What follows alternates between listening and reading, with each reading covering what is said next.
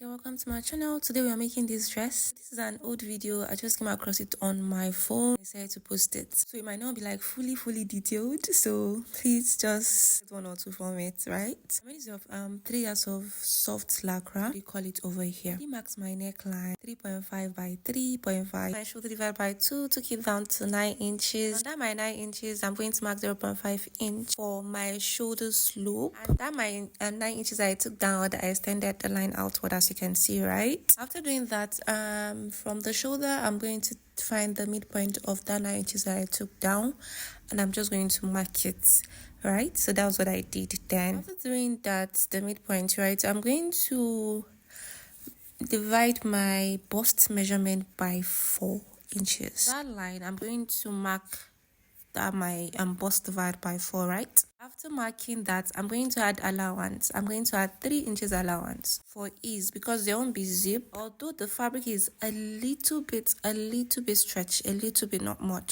but I wanted mine to be very free, so I added 3 inches. And the material is somehow transparent, so you see you'll be wearing something underneath it. That midpoint that I marked, I went inward by 0.5 inch and I formed my armhole curve.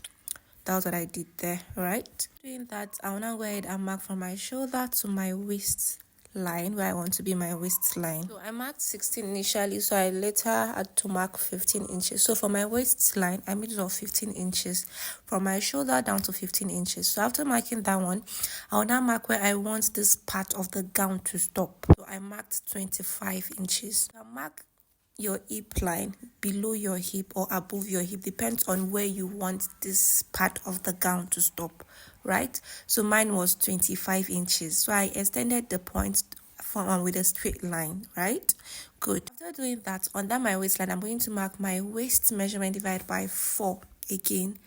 After marking, I'll see add my 3 inches allowance. Like I said, for ease, if you want it tight, you can add 2 or you can add 1.5 or 1 inch, depend on what you want, right? Good. So now, at that my 25 inches, right, I'm going to impute my hip measurement divided by 4 again, and I'm going to add my allowance, right? I'm going to add my 3 inches allowance like I did for the other 2 parts, right? Good. So now after marking that, I'm going to join the 3 points together like this, from your bust to down to your waist. Then from your waist, you take it to your hip, right? So that's where you join. That waist, you form a curve, not a very sharp angle.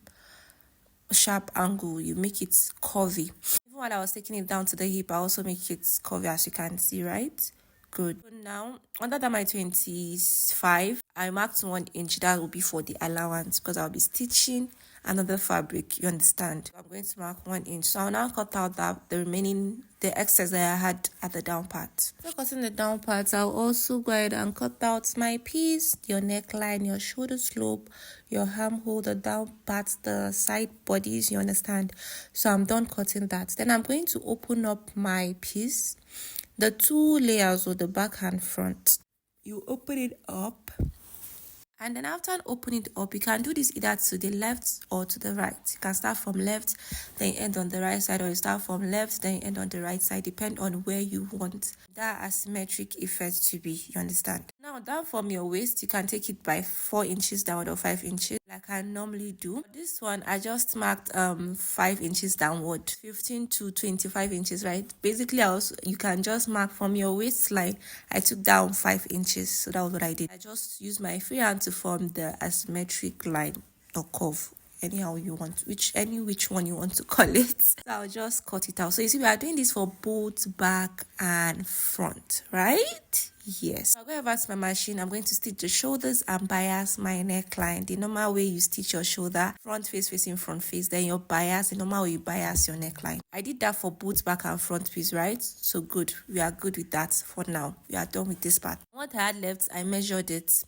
Right, after measuring everything I had left, I folded it into 2, and I made sure that the length I had after folding to give me my full length when I'm done attaching to that other body that we cut out and stitch.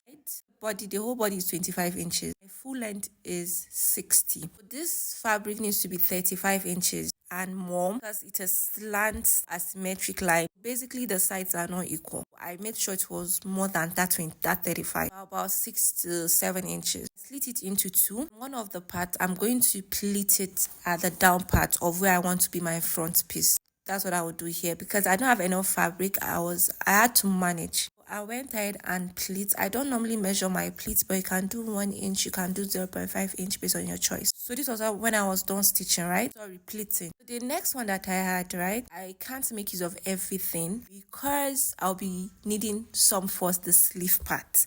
Like I said, I had 3 yards, not 3.5. I didn't even have 3.5. I've removed half yard for the sleeve. Then when I did that slitting of the two, of folding and slitting into two, I'll just use one for back, one for front. So my pleating will be the same. But since I'm managing yard, my pleating were not the same. At the front, I pleated very well. But at the back, I didn't fully pleat it. You see how I pleat the back when I did this. So I removed some parts for my sleeve and then I'll be pleating what I had here at the side I want to use for my back. So you can see what I was telling people, I did not really pleat it. You can see what I did, the pleating for the back because I didn't have excess, right? Pieces I had left, I formed my belt. If you have been watching most of my tutorials, stitching the belt won't be a problem, right? That's what I did here. I'm going to stitch it, I turn it over, give it a good iron press. I'm going to stitch it to one of the sides of the bodice, and you see how I stitch it. Just place it in such a way that your waistline is in between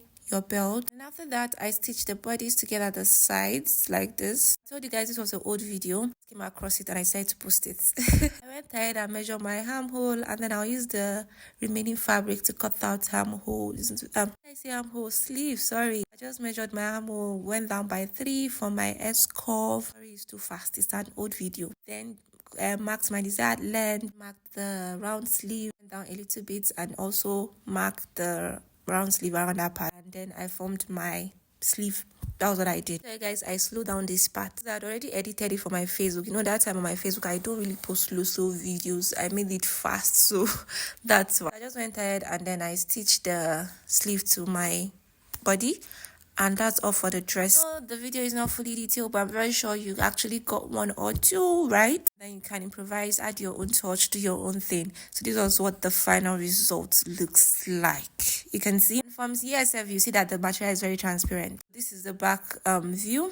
You know, the fabric I use, they call it soft lacquer over here. I don't know if there's another name, but that's what the seller call it over here. We call it jersey fabric because they normally use it to make jersey veil. So guys, don't forget to follow me, subscribe to my channel, give me a thumbs up, your comment. Don't forget to turn on your notification bell so that you can get notified first anytime I make a post. Thank you all for watching. See you guys in another video.